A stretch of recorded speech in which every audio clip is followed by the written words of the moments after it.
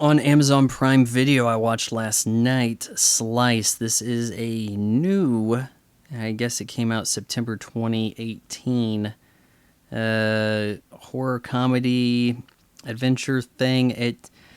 I mean, to call it a horror comedy is a bit of a stretch because you have some horror elements, not a lot of laughs, but this was actually, I guess, shot in 2016, had been on the shelf for a while. This is from A24, and I would say one of their more wild misses from what I've seen of them.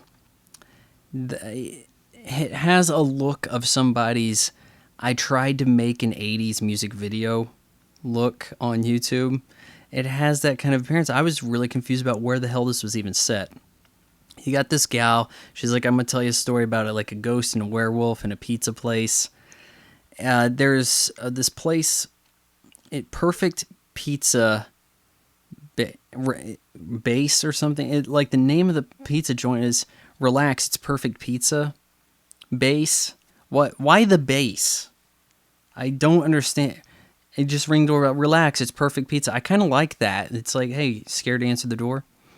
This guy, real loser looking sort, driving a clunker car.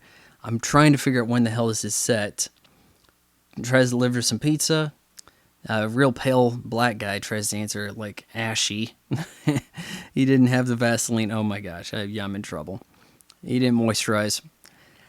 The guy gets his throat slit while ringing the doorbell. And it's like, okay, all right, well, I guess that's a murder. The police come investigate. Yeah, so he's a pizza delivery man. Yeah, no shit. The cops are trying to tell jokes, and at this point, I'm like, oh man, they are trying to go for a comedy vibe. I was hoping this would be somewhat taken seriously, and it doesn't. It doesn't take itself seriously, and it really suffers for this. I have a hard time figuring out who's supposed to be the lead here. Chance the Rapper's head is all over the promo. He doesn't show up for 40 damn minutes. Zazie Beetz, I'm fairly unfamiliar with her. She plays Domino in Deadpool 2. I think she's on the Atlanta TV show. Other than that, I don't know too much about her. I thought she did okay with the material here. She seems, the camera goes to her. She's got a presence. She has some charisma to her. She plays Astrid, I guess the girlfriend of the guy that got his throat sliced, and she's going to investigate his murder. We also have a town reporter chick, blonde gal. Is she the lead? Is Astrid the lead? Chance the Rapper's all over the thing. Joe, is it Kiri from, Steve from Stranger Things? He shows up. He's in a scene or two. Like he's a photographer at the little newspaper. This is an odd town.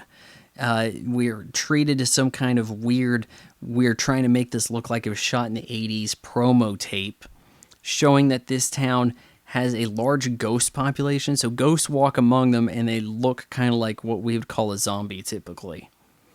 And they fully function in society. They don't talk slower. There is one ghost that I guess didn't get the memo, but some of them don't even seem to be aware that they're ghosts. There's other shit that can happen. They talk about werewolves. Like I said, this gal, Zazie Beetz, is going to investigate. But it takes 40 minutes for the werewolf, Chance the Rapper, to show up.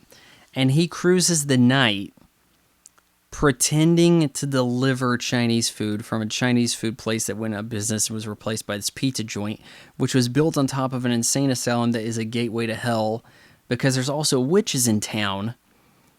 And they're the ones actually going around slicing the throats and murdering people in an effort, I think, to get the pizza place shut down. I'm assuming so they can get access to the basement that has the portal to hell. The production value, it would look good on YouTube. Hell, it looks a lot better than Terrifier. But this is not theatrical release worthy. Chance the Rapper is fairly stiff as an actor. I would not count on him getting an Oscar anytime soon.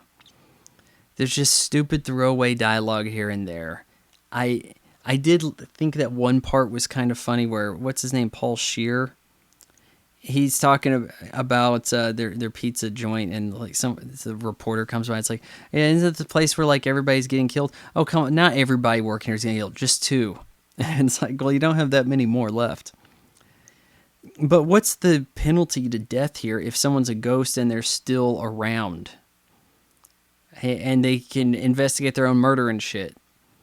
I guess I don't see the comedy value here. I mean, hell, in Ghost, Patrick Swayze couldn't interact. He had to, like, possess Whoopi Goldberg to make out with Demi Moore, giving you a weird narrative moment of lesbianness in a 1990 film in a way that's like, oh, well, America's not ready for that. We're going to transform Whoopi Goldberg into Patrick Swayze for this shot here so those two can kiss. Because we want our $500 million at the box office. This, though, Zazie Beetz and Chance the Rapper share one scene together, and it meant nothing.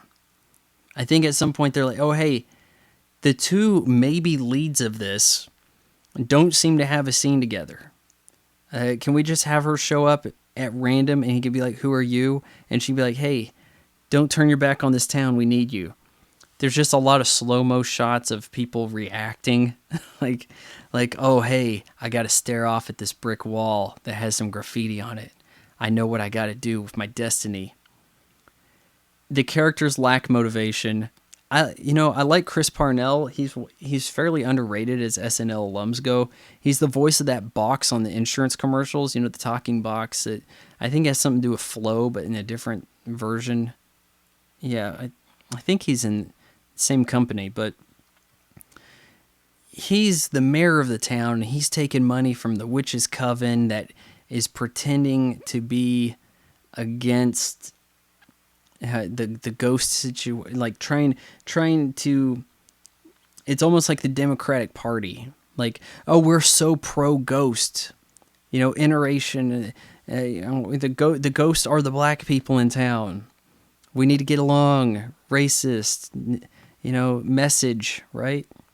We're the good white girls. We're the allies, but in secret, we just want the access to the portal of hell. That's the Democrats for you. So Zazie Beetz is a ghost, and she gets tormented by the witches at the end. Paul Scheer blows up the pizza joint, kills himself, and the pizza place goes up. The portal of hell's exposed. There's some effects there. They don't look the worst, but they don't look theatrical worthy. So as this shit's going on, Chance the Rapper shows up in full werewolf garb. The werewolf face is not the worst. It would look good as a Halloween costume, but it doesn't look theatrical worthy. They have a lame green screen fight with the witches, kill the lead witch.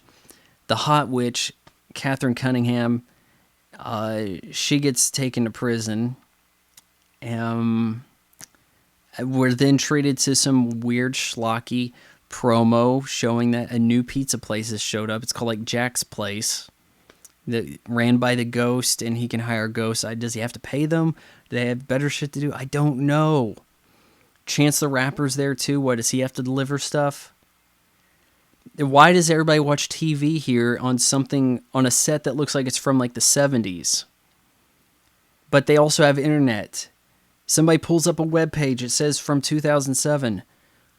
Shit. I don't know why, but this was confusing as all hell. And not particularly funny. And if you're watching for anybody in particular, you're going to be disappointed because it's like, oh, Zazie Beetz. Oh, well, she's not that important to the story. Oh, yeah, Chance the Rapper. I'm big Chance the Rapper. Where's Chance the Rapper? Hell, they got this one guy shows up.